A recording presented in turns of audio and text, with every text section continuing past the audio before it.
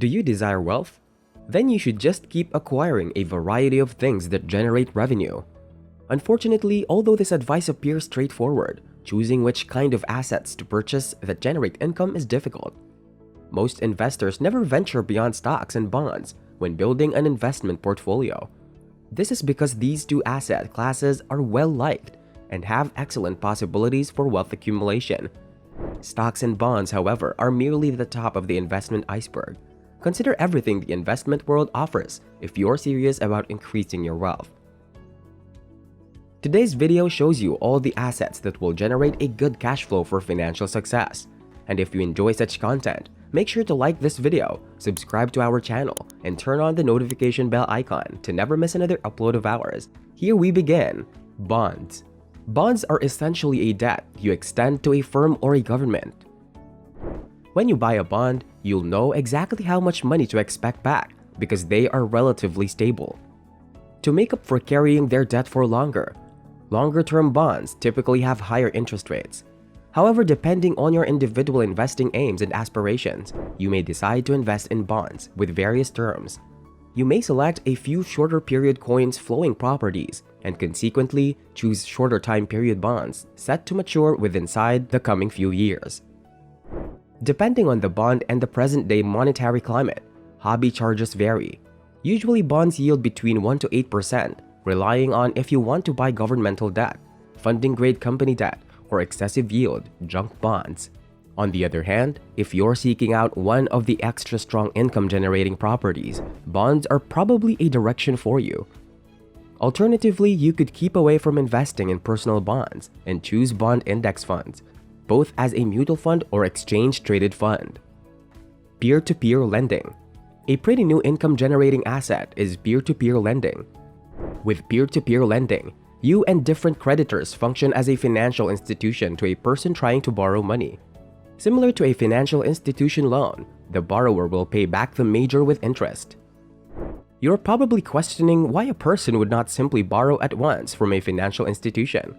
There are diverse motives for this. However, the borrower may have a low credit score in many cases. Borrowing from banks may consequently be very expensive.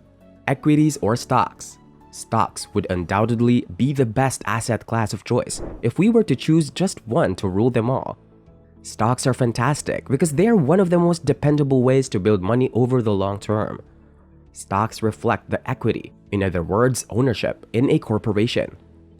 The fact that stocks doesn't need any continuing upkeep makes them an even better investment. While someone else, the management, manages the company for you, you own it and profit from it. Property rentals. Renting out assets appears easy enough as you need to buy a residence or condominium and rent out the rooms to tenants for a nominal fee. That does sound awesome. However, it's additionally a whole oversimplification. In fact, renting out assets is something, however, relaxing. That's because you're liable for all sides of the construction you're renting out. After all, you are the owner. That consists of repairs, maintenance, and chasing down tenants who don't pay you to hire. You can make cash from renting out properties. Many humans do.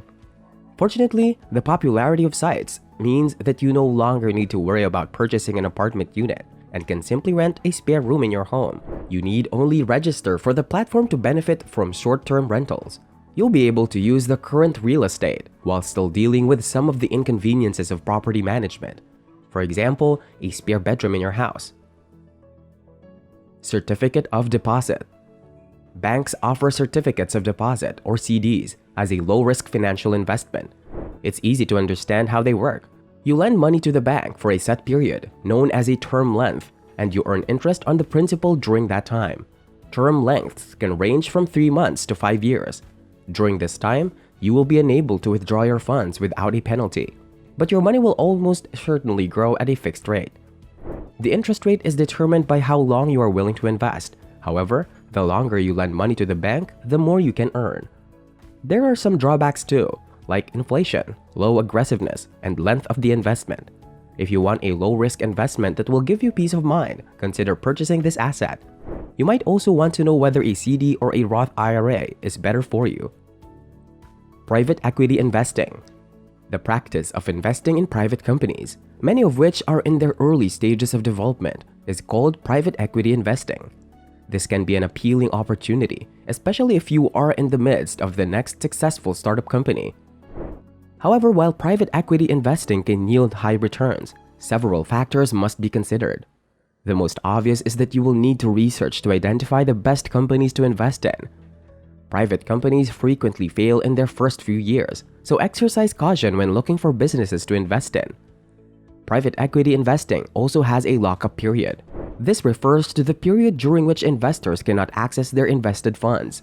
Depending on the company, lockup periods can range from 6 months to 10 years.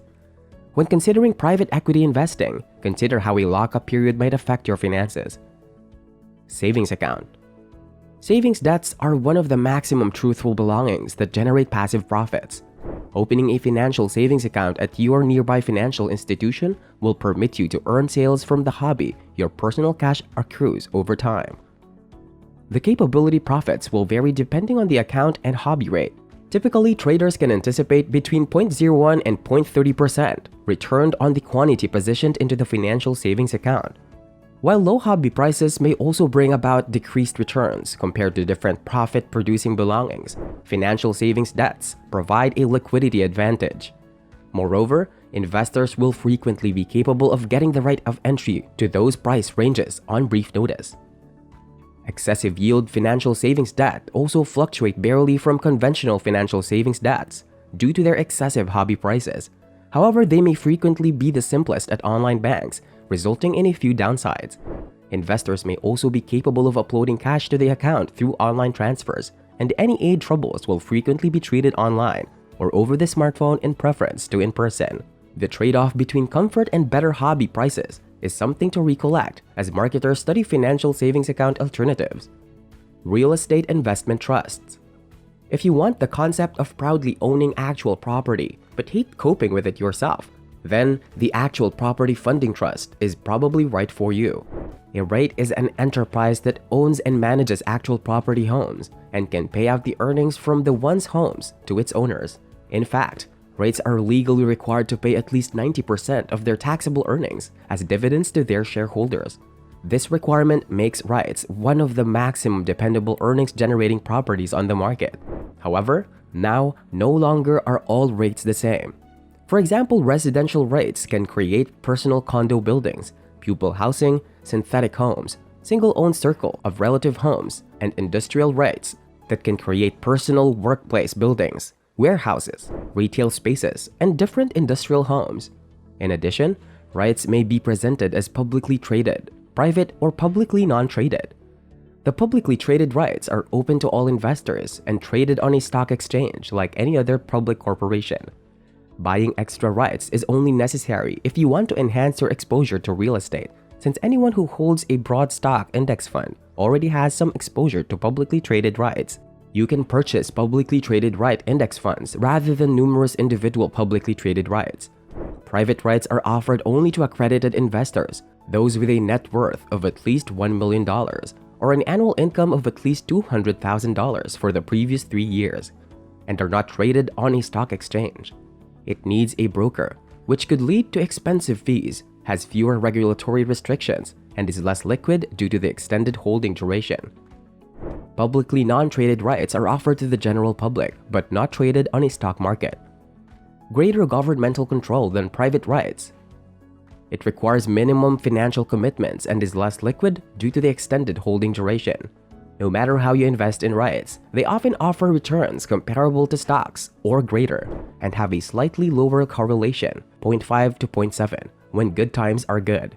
However, publicly listed REITs typically experience a sell-off during stock market crashes, much like most other risky investments.